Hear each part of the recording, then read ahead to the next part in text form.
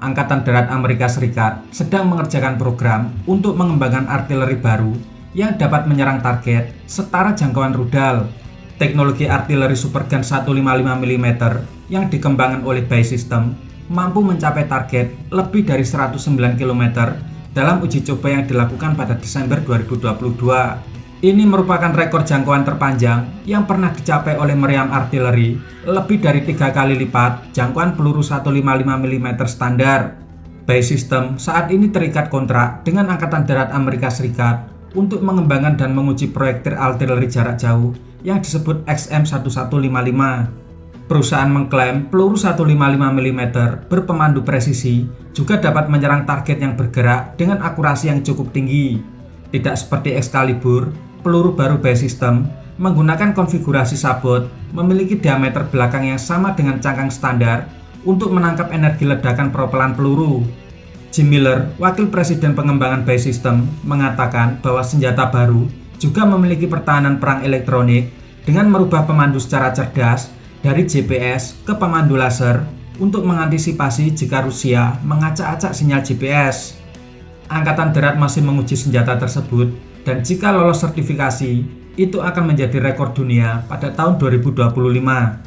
Menggunakan peluru artileri sebagai alternatif rudal bukanlah hal yang baru.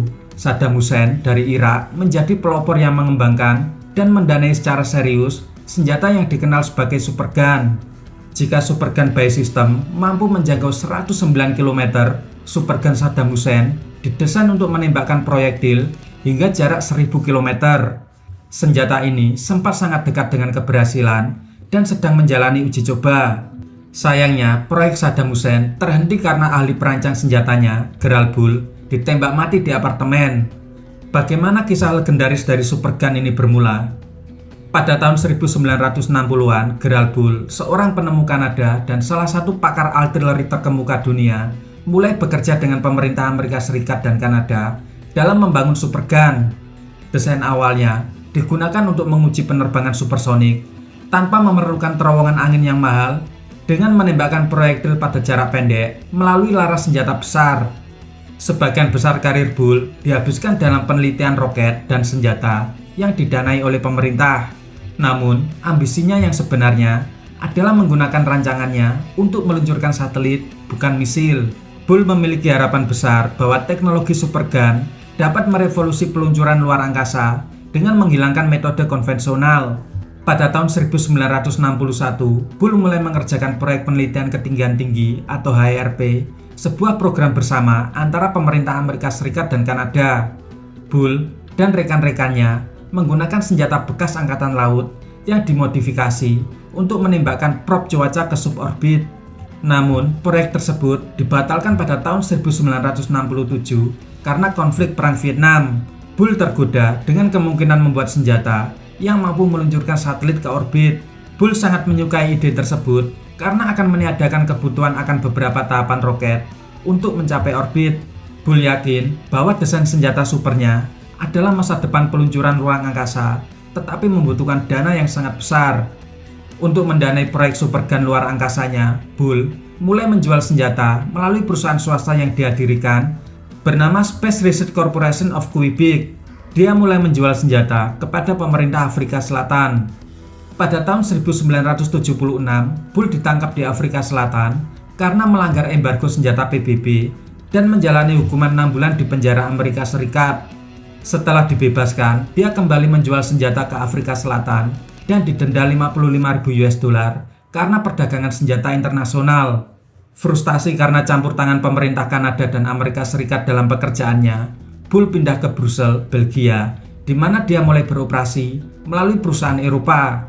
Pada tahun 1981, pemerintah Irak menghubungi Bull untuk merancang artileri dalam upaya perang Irak-Iran.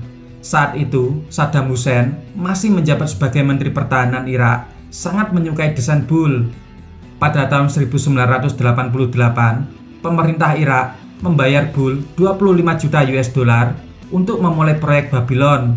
Pendanaan diberikan kepada Bull dengan syarat dia harus terus mengerjakan artileri Irak. Proyek Babylon dimulai dengan 3 senjata super, 2 diantaranya adalah senjata kaliber 1000 mm yang disebut Big Babylon. Sementara yang ketiga adalah senjata kaliber 350 mm yang disebut Baby Babylon. Senjata kaliber 1000 mm memiliki panjang 156 meter dengan lubang 1 meter dan berat keseluruhan mencapai 1510 ton. Ukuran supergun yang sangat besar berarti tidak mungkin untuk memindahkan senjata setelah dibuat dan hanya akan mengarah pada satu arah. Senjata itu bisa dengan mudah ditemukan atau dihancurkan. Gaya mundur supergun sekitar 27.000 ton, setara dengan ledakan nuklir yang akan tercatat sebagai peristiwa seismik yang cukup signifikan di seluruh dunia. Lokasinya mudah diketahui dari getaran seismik yang ditimbulkan dan membuat rentan terhadap serangan udara. Terlepas dari kekurangannya, pemerintah Irak ingin terus mendanai teknologi supergun. Namun, tahun berikutnya, pada 22 Maret, Bull ditembak 3 kali di punggung dan 2 kali di kepala saat memasuki apartemennya di Brussels. Pembunuhan Bull tidak pernah teridentifikasi. Meskipun masih belum diketahui siapa yang membunuh Bull, pembunuhan tersebut terkait dengan Badan Intelijen Israel, Mossad. Diperkirakan bukan hanya karena senjata supergun, tetapi karena pekerjaan Bull untuk meningkatkan teknologi rudal balistik Irak. Secara kemampuan, senjata yang sedang dikembangkan oleh Buy System dan Amerika Serikat masih kalah jauh dari supergun Saddam Hussein yang dirancang oleh Bull. Buy System mengembangkan dengan desain yang cukup ringkas dan portable, meskipun jangkauannya hanya 1/10 dari supergun. Tetapi, ini menjadi artileri terjauh yang pernah diciptakan dan diuji secara konsisten.